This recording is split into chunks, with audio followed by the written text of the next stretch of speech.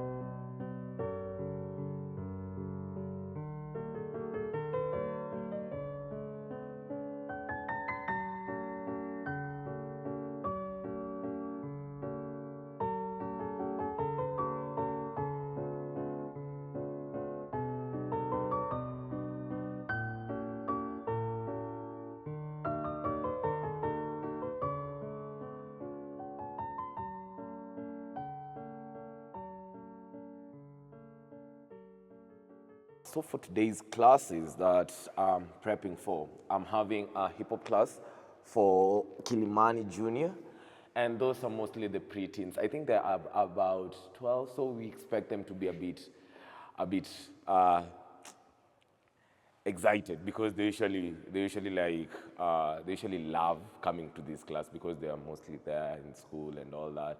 Now this is their best class. So we usually start with warm-ups. So getting their blood pumping, getting them energized, knowing now we are ready to dance. That's the main thing. And then after that, maybe we do some nice routines, maybe just to get there, a little bit of combinations. Like you can be bouncing and doing some few combinations. We do it slow, we do it fast, we do it in different motions. Maybe you can be, and then after that we create something small. I usually love to challenge them, like creating something very small with them, and then we combine all the steps, and then we come up with a very good routine. I grew up in Islands, a place called Kayole. I have a big brother. Our relationship when we were small, it was more of a fighting relationship, but now we are more tight, and he has his family, and I'm still finding my own. So that's the thing, yeah. Having a mom as a teacher, it's tough. Yeah, it's really tough. Yeah, you cannot miss school. And sometimes you could just make jokes of when she comes, wakes us up, and then I'm like, okay, I'm awake, and then I just go back to sleep. And then when she comes back, I'm like, okay, and I say amen. And I'm like, and then you wake up. So yeah, so having a mom as a teacher, and my dad being there always, being the more of a football fan. So that's why I love football also. So that dynamic in both of them really helped me a lot, yeah, because they taught me different things and in different ways, yeah. The love of dance came when my dad used to take me to Sundays outing. He used to take us to outings with my mom and my brother, and there used to be these small competitions when you were told, come on the stage, just do a dance, and then I used to have those moments. I used to love them so much that every Sunday I used to ask my dad, are we going? Are we going? After church, are we going? Are we going? He used to be like, okay, let's go today. Or maybe he would be the first person going and then call my mom and tell, bring the boys, just come, let's have fun. And when I just reach out, that like, I don't even want this drinks and all, the eating, the meat and all. I just go straight to the dance and just wait for those guys to come, yeah, and compete with the other kids. That was the most, that's where I really found my feeling for dance, yeah. Having both parents and having a brother to look upon. That was the best part of my life. Just being there with them, always, everything, yeah. That was the best part of my life because they always be beside me. They always support me whatever I do. And then they're still there supporting me whatever I do. So that's the most thing I can say about my childhood, yeah. When I joined Dance Center Kenya and also being a dance and stroke trainee teacher, there were no male. Like literally, it's a company that literally there are more female girls because they are passion. It's more of how it was introduced into our community. The performances, even the TV shows and all that, they were more of showing the dance is more of a female thing. They never showed us the other part that also male dancers are there. And also in a worldwide view, male dancers are few. They're very few because there's that intensive, like when you're a male ballet dancer, there's that you're being told like, why are you doing ballet? You're a boy, or why are you doing ballet? But they don't know it's not about that. It's not about being a male dancer. It's about the passion of dancing, the structure, the discipline in that dance. That's what makes it more fun. And if you haven't tried it out, you'll never understand the reason why there's that. So having that issue of having those, it really took me to another side. But also I said, I had this, I already passed through that with my parents saying dance would take you, dance will be this, dance you'll still be doing that. You have to major on your academics and all that. And then it flipped, like everything flipped there. So now I'm doing it as a career and they're like, okay, we are supporting you. So that support, it's really not there, literally, yeah. We really have to try and get dancers from the young age, the boys from the young age, and then when they reach another age, I don't know what, mostly the teens, that period when they're teenagers and all that, there's that feeling, that like I'm dancing with this, I'm doing this, and yeah, I know there's more bullying mostly in the male side when they see you dancing ballet. But for me, I took it wholeheartedly because I knew this is dance. This is something I'm passionate with. I said if it's venturing to any side of the collar, doing things that people feel like they're pressured doing it. So I say that, yeah, like, let me just do it. Yeah. There's that look when you tell somebody I teach ballet and you're a male person and you're like, huh? And they're like, yeah, why? You think I cannot teach ballet? So they're like, also from other people, even you can find clients doing like, looking and say, you want to teach my girl ballet? And you're like, yeah, literally I can teach ballet. Yes. And there's some people who specifically say they want female teachers or male. So, and there are some who just say, I'm okay. If you know what you're doing and if you know the discipline in it, I'm okay even teach my, yeah. So yeah, criticism, it's usually there in and out, but I just like rub it off and just say, just get to understand the world. It's changing and it's changing fast. Yeah, that's what I say.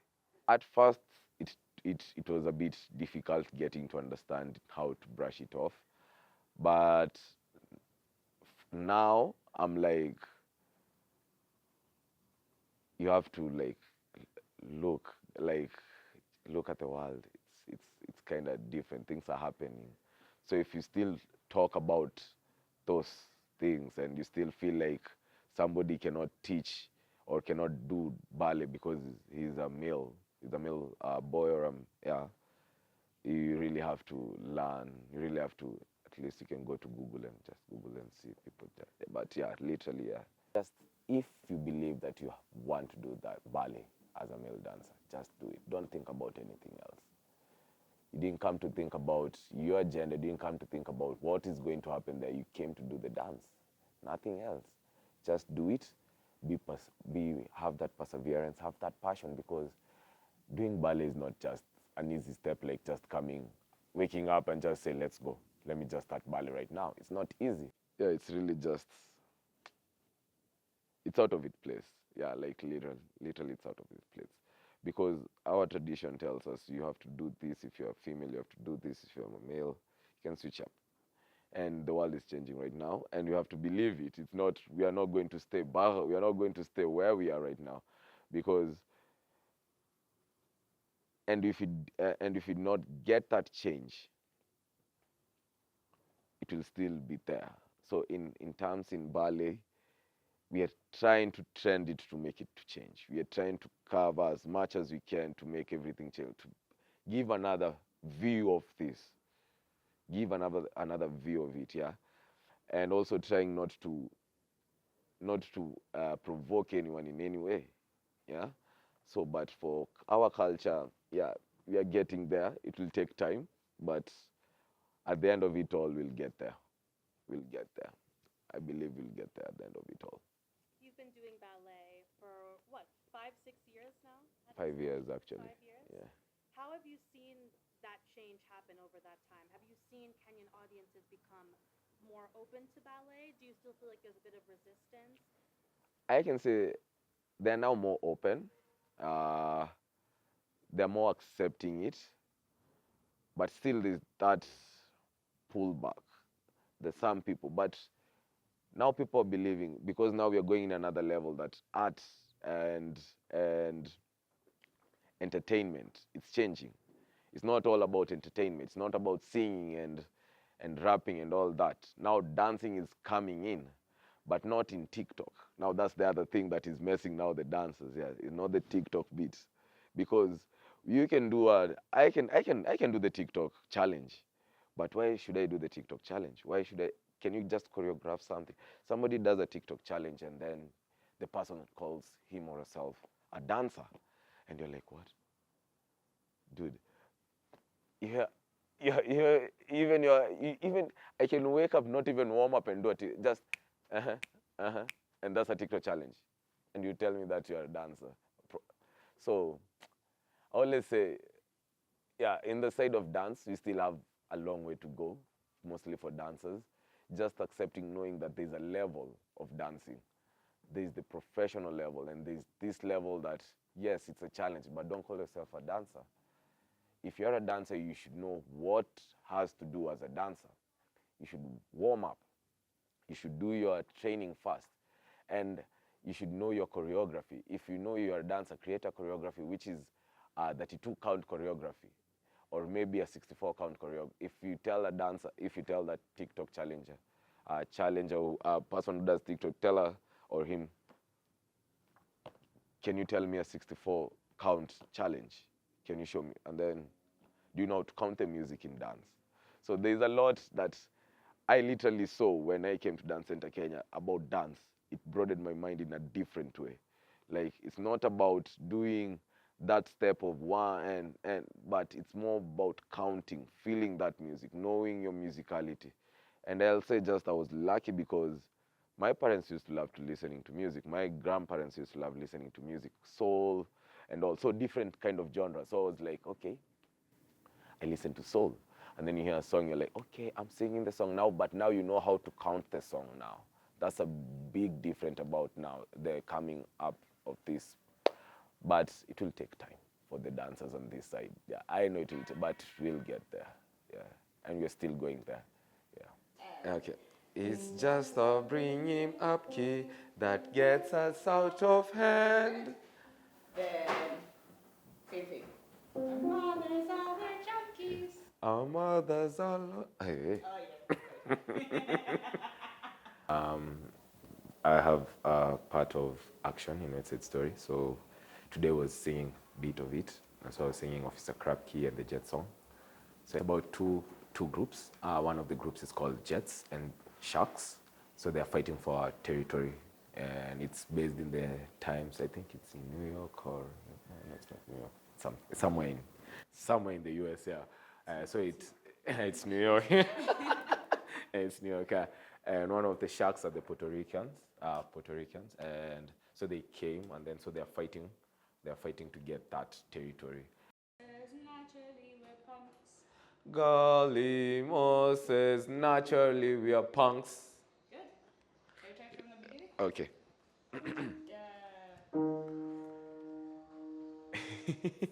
Yeah. Yeah, it's not, yeah. So,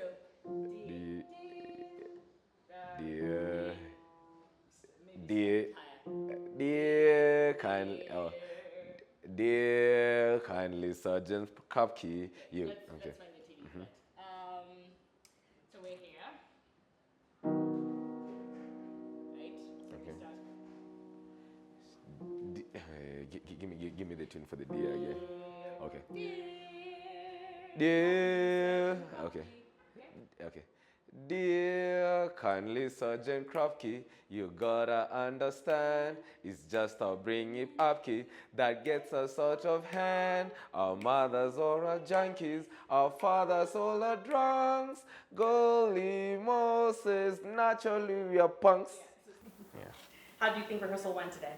It went well. Yeah, it went really well. I felt I have the tunes. I know it's going up and down, but yeah, it's more better than how I started. Yeah, it's fun. It's really fun. Yeah, it's a challenge. It's a challenging thing, and yeah, life is about challenging yourself. So yeah, I love it.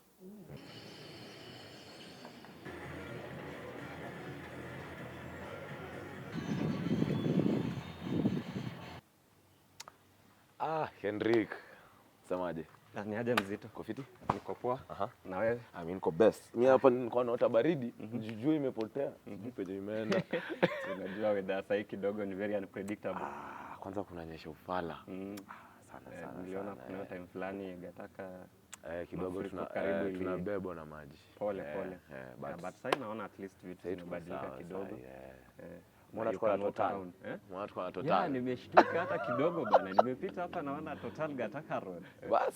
Umepanda bei ya design. Pole. Very nice. Congratulations. Nice. Yeah, naona mnajituma. Lazima. Economy si mbaya huko. Ja perform Sleeping Beauty, but underperform in the coming production, West Side Story. Ushaisikia hiyo story? I think I just saw you posting it some time back. Kwa WhatsApp. But you never told me much about it. So it's What is it about? It's about two gangs, the Jets and the Sharks. Okay. Wanafightia territory. Unaona ile the design like venye kitambo Gaza kulikuwa na so hiyo design and then kuna tokea a girl from the side of the Sharks. So Sharks ni wanaitangaja ma Puerto Rican, sijui ni Spanish au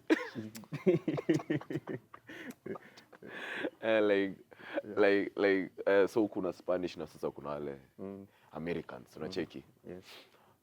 But sasa kuna hapo hivyo there's a girl anaitwa Maria. Maria anachanganishanga watu but itakuwa fiti. So but in rehearsals tunafanya rehearsals za music, singing mostly and all that. So is it something that the public is allowed to be part of, like I can attend and to perform ama to come and see the show? See the show. Seeing the show, the show tickets will be starting to sell maybe next month. Okay. So April, May, I think most probably May. Now that I'm around and I'm free, I think I would like to be part of it.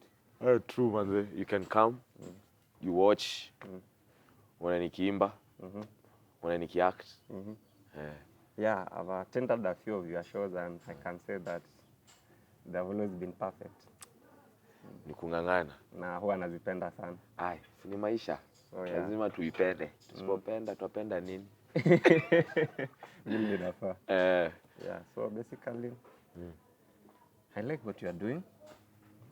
This thing ulianza tukiwa pale Kampo. Kampo wananilenga. Wadogo, watoto, wanafunzi. And you are so passionate about it. Najua lakini nimetoka nayo mbali. Mbona umefika hapa mpaka saa hii? It's really a very big milestone. May I'm God. very happy for you. Allah, thanks. Yeah, so you just keep going. As a friend, I'm just encouraging you to not give up, follow your course. Kabidi. I will always be here to support you where I can, to cheer you up. Shukran. Yeah. I see myself more of a passionate when I was a kid all the way, and then now starting in a career, but now not more of as a performer, but more of a teacher. Yeah. And being a teacher, there's a time that you'll just say, it's like we only say in football, you hang your boots. Yeah, so you don't dance, but you still have the technique. Now, yeah, you still know what you have to teach. But now you cannot, there's some type of dances that you cannot teach without showing them the steps, okay? And the energy of the teacher also means a lot, yeah?